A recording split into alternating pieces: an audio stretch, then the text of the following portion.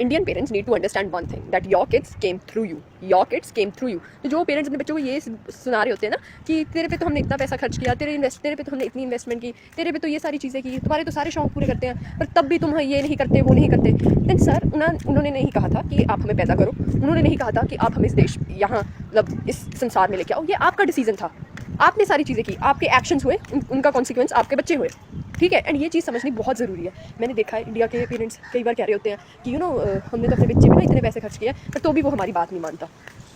हमेशा एक बच्चों को, इंडियन किड्स को ऐसे देखा जाता है रिटायरमेंट प्लान, ये हमारा रिटायरमेंट प्लान है, ये हमारे बुढ़ापे में हमारी सेवा करेगा, उसकी इच्छाएं, उसकी इंडिविजुअल पर्सनैलिटी, वो क्या अपने जीवन में करना चाहते हैं, वो तो देखते नहीं ना, वो तो सपने ही मार देते हैं। मेरे को समझ नहीं आती अगर हमारे देश में एक कल्चरल रेवोल्यूशन की ज़रूरत है। Indian kids need good education, sex education, ये सारी चीज़ें। Indian parenting needs parenting lessons. हमारी सोसाइटी को ज़रूरत है कल्चरल रेवोल्यूशन की, मानो या ना मानो। हमारे संस्कार बहुत अच्छे हैं, और जब भी बच्चे बोलते हैं कि हम ये चीज़ नहीं करना चाहते, फिर ये बोलते हैं कि भाई ये हमारा संस्कार है, ये हमारा कल्चर है, ये हमारी सोसाइटी है।